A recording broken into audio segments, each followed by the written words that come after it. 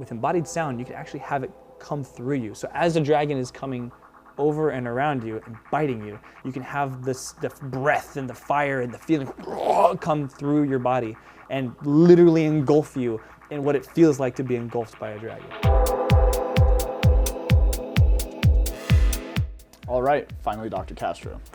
So one of the most interesting things that I saw for Apple's keynote when they were talking about their mixed reality headset is audio ray tracing. So I know what visual ray tracing is. Played plenty of video games in my time, and I have a assumption to what audio ray tracing is and can be. But I want to hear it from you. What was your thoughts when you saw what they were showcasing audio ray tracing? Could you kind of assume it's okay if it's not directly one-to-one how they do it, but like how they might be able to create that, and what does that enable now? Or at least the concept of what audio ray tracing is. Yeah, I almost peed my pants a little. I was so excited, just because it was so cool. Saying, hey, you can do that like on device for something that's going to actually be able to use it. So cool. What it is it's very similar to how visual ray tracing works, where you're calculating the ray of light and how the photon will react when it hits a surface. And it's the same thing, but for the audio particle, the phonon. So it'll calculate how the phonon will reflect off of a surface.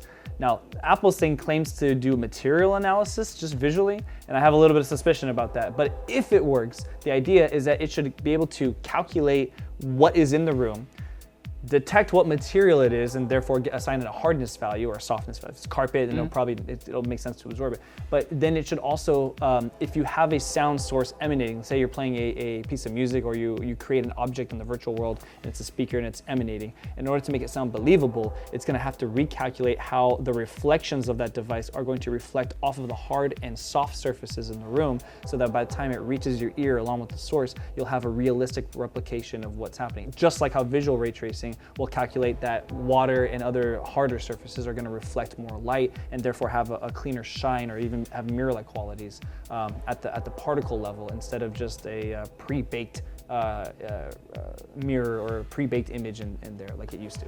Got it. So it's more adaptive and reactive to your environment, and what that actually allows us to do is, for example, if you're listening to like live music, it would feel like live music being played in your living room versus live music that is just spatially mixed in advance. Exactly, yeah. Instead of being, say, we recorded this in the club, it's like, hey, what if we take the original sounds, get rid of all the other stuff, get all the close mic stuff, and recreate that close micing sound here in the room, and then have it naturally emanate off of your room you're in right now. So if you're in the bathroom, it might sound different than if you're in somewhere else, which it should, right? If you're trying to listen to something or something in a different area, then you should be able to have control over that.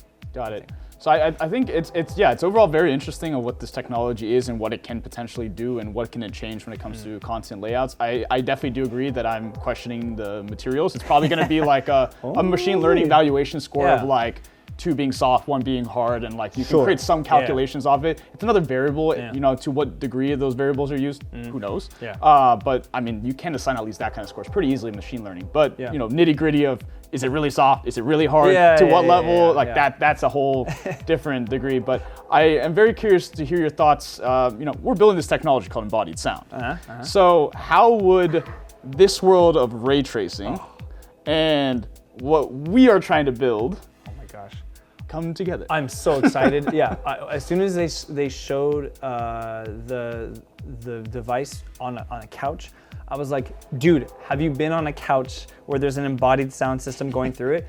It makes it like a night and day difference. They showed the example of the NBA. They showed a basketball game happening. And I was 2K. They're playing 2K. No, then they also showed where it was like the actual players in the 3D representation. They were kind of moving around the court. 2K game. Is it 2K? Yeah. That was a really realistic 2K. Because I remember there's another company that's also working on like positionality of players and stuff like that. And if you can replicate the movements or whatever, hey.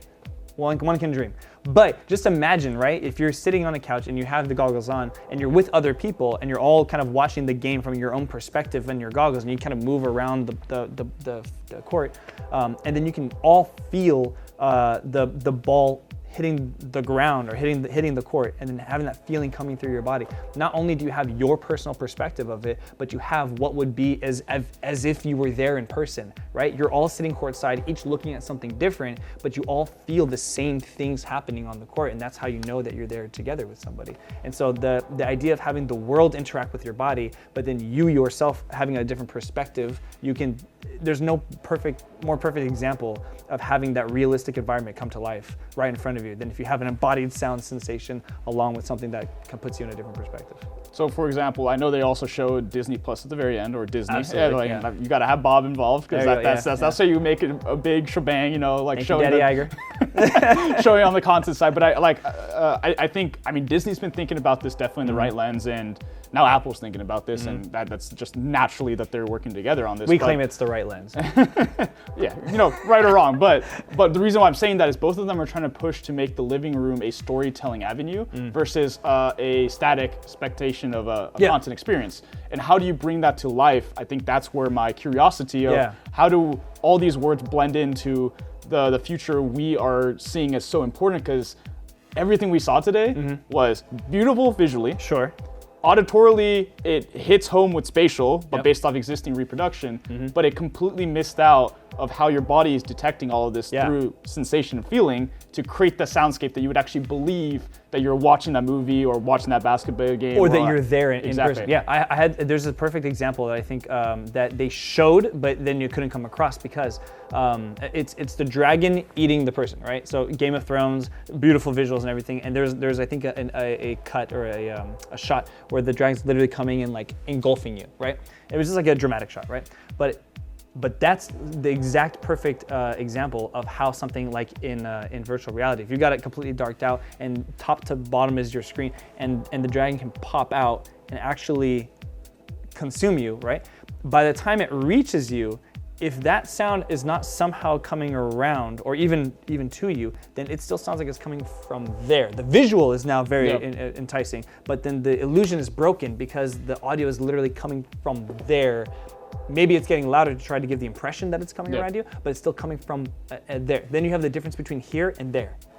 With embodied sound, you can actually have it come through you. So as the dragon is coming over and around you and biting you, you can have the breath and the fire and the feeling come through your body and literally engulf you in what it feels like to be engulfed by a dragon. Without the pain. Without the pain, exactly. And that's wild. But the soundscape and how that gets put in. But yeah, no, I mean, overall, I think what I'm over the moon about is that the conversation around multi-sensorial experiences is now becoming once again in the limelight, and it's being approached in a way that I think is more natural and more engaging. Where the biggest question I have though, and the biggest limitation I think, while all these technologies are cool, spatial is cool, HomePods are cool, audio ray tracing is cool, unless the content lives up to the technology and what technology can provide, adoption from consumers is still going to stay where it has been today. Yeah, the killer app is same as killer content. Correct. And so if you don't have that killer app or that killer content that, hey man, you got to try it, you got to see the Game of Thrones dragon thing eat you.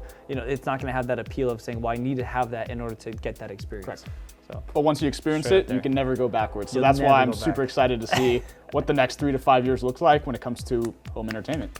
But appreciate you breaking down all that exciting stuff from Apple. Thank you.